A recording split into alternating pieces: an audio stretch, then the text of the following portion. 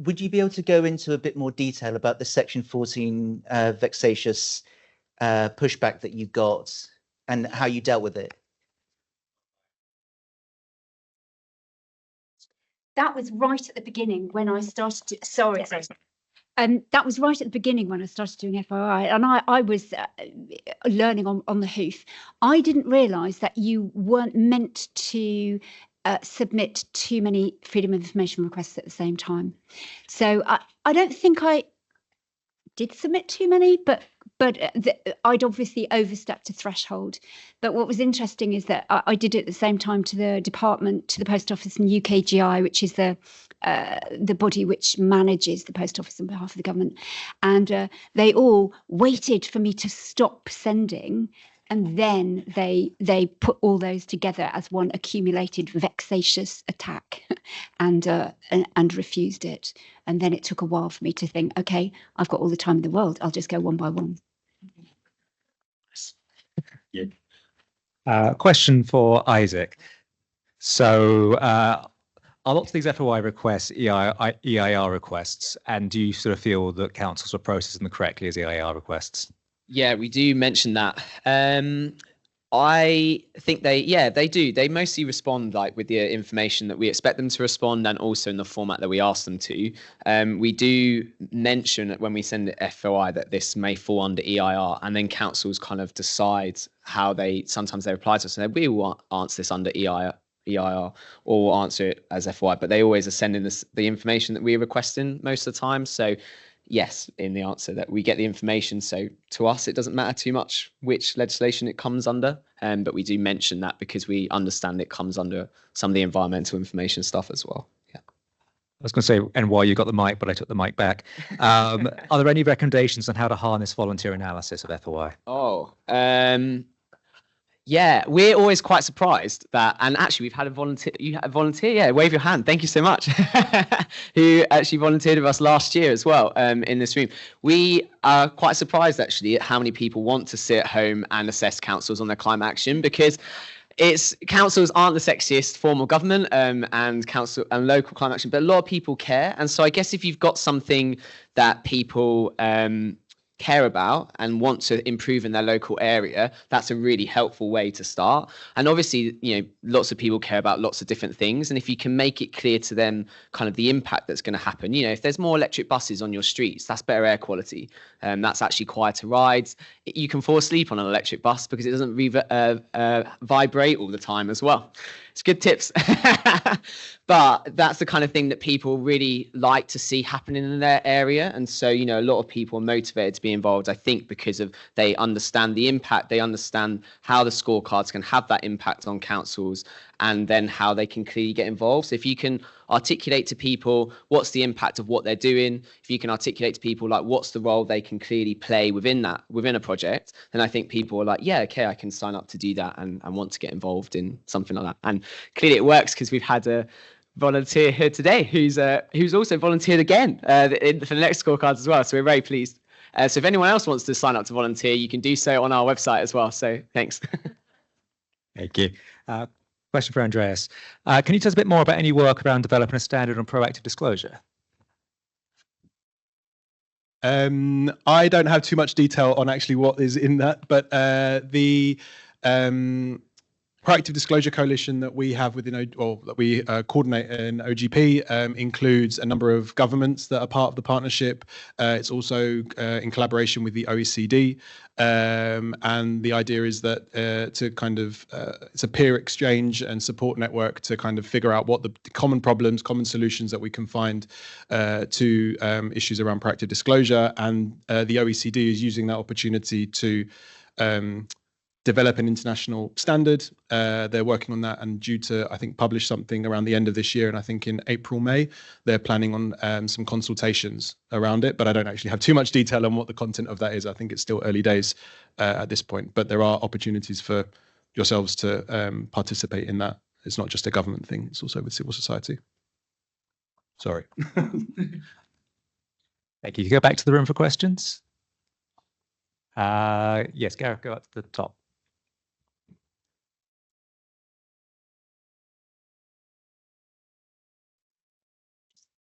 Hello, thanks very much. I was quite inspired, I have to say, by hearing from Eleanor at the start of this session about how someone's just sort of got involved in such a big issue. And I wondered if you could say a little bit more about how that happened, and also how, as someone who is interested, you sort of grappled with FOI.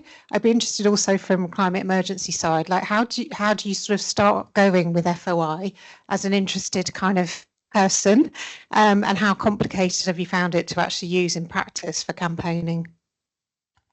That's quite a big, long question. First of all, it was through my own sub-postmaster that I got involved with the scandal. I went up to the High Court when the litigation was going on with him to try and pick what we could that might help him. And at that point, I met a lot of other sub-postmasters, and I was like, wow, you can't support one and not support them all. And then I got more and more involved and met more and more people, not only survivors, but lawyers and journalists and IT experts, freedom of information, it was the only option. There was a time when the government was refusing to put the inquiry on a statutory footing. I did a big long list of questions. The department was doing its own select committee investigation.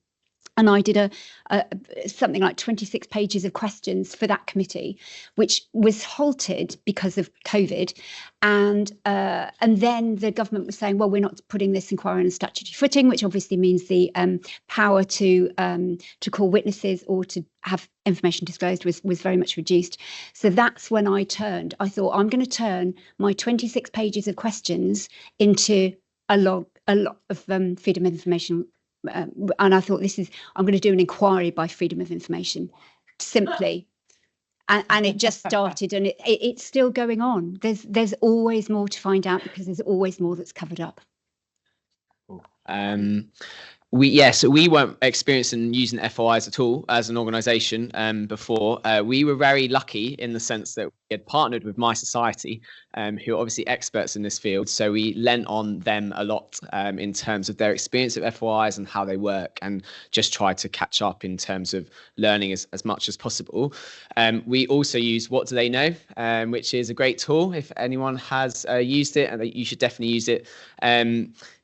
It allows us to work with the volunteers because of the setup and the interface that's been done. And I've forgotten the system that it's called, the project system.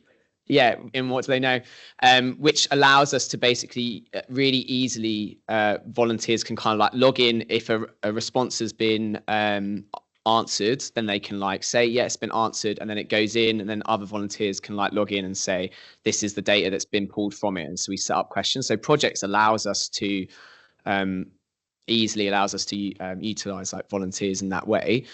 The way that we did it as well is that we just sent trial FOI questions. I think we thought, and we always think this, is that we have a simple question, or a question that we think is really simple and that we've defined really well, and then people come back to us with lots of like clarifying questions, and we were like, oh no, this is a nightmare. But what we did is we took a small subsection of councils, and we sent a trial set of FOIs. Obviously we still use the data just to understand like what is the response we're going to get from some of these questions and how should we better define them. So we sent a few FOIs in the sense of like to about five to 10 councils each to understand, are we going to be able to get the data if we ask these questions, and how councils are going to send us the data. And we did that when we were creating the methodology, and it gave us a lot of really useful things, because we were learning on the hoof as well, to use that same phrase. People should use that phrase more often. And so, yeah, the trial FOIs allowed us to basically refine, come back with better guidance on what the data we actually wanted, and better define terminology that we were using, that, you know, when you suddenly send a question to 300 different councils, they're going to view it maybe in 300 different ways. So we were like, if we can define this better, then we'll get the data better. And we do, like, for the vast majority, we get really good responses from councils in terms of like what they are actually asking. Some of them do ask for delays in terms of between the 20 and 40-day deadline, but we're okay with that because we always make sure that we've got enough time in the project to allow ourselves to deal with any deadlines being pushed by councils. Yeah. Thank you. I think there were two questions at the front, so if we could just do these quick ones and then we'll move on to the next session. Thank you. Sure, thanks. It's a question for Eleanor. I'm Charlie Radcliffe of the Veteran Law Project. And if you were going back to the very start of your freedom of information request journey, what advice would you have for people who haven't quite got to the stage of, like, maybe they've submitted some internal reviews, but they haven't got to the stage of complaints to the ICO or the tribunal stages? Is there anything you've learned from your journey at this stage, thinking back to then, or just go through it? Just basically don't give up. You will be refused, sometimes on grounds that are illegitimate. So don't take every refusal as you know, the ultimate decision. Keep going. If you think you're onto something, don't give up. And it's just trial and error. I mean, honestly, I've done. You learn the way they think, and you have to second guess that. And I've actually found the ICO have been brilliant whenever I've gone to them. They've done really, really good work for me, and are still doing.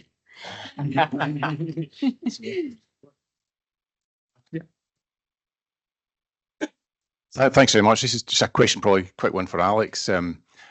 Because you're doing a scorecard analysis comparing different authorities, I'm just wondering did you find any problems with data standardization and definitions, and saying you ask them about a bus and they say tell us a minibus, and it's like, oh, that's not what I'm looking for? Yeah. So one of the ones that really frustrated us was yes, we do. And the most obvious version of that is when we asked the mayoral authorities about their electric bus fleets, we said, how many electric buses do you have? What's the total size of your bus fleet? How many electric buses do you have? And then, we can work out the percentage from those two pieces of information. Liverpool City Region decided to say all of our buses are low emission. And that's a key difference between low emission and zero emission. But they'd used that phrase to base it. And if we weren't really detailed in the sense of what we knew we were asking, we would have gone, oh, right, great, like that's brilliant, and we would have released the wrong data. But when we looked and we're like, well, low emission doesn't mean the same, like how many buses do you have and define it either as electric or hybrid, and they had to respond again.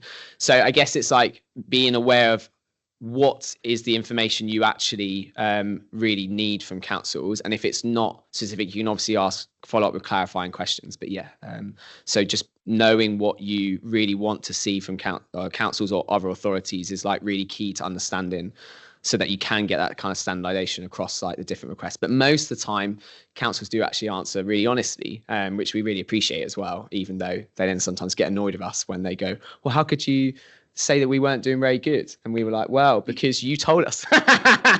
Sorry. Excellent. Another round of applause for referee talks. Thank you very much.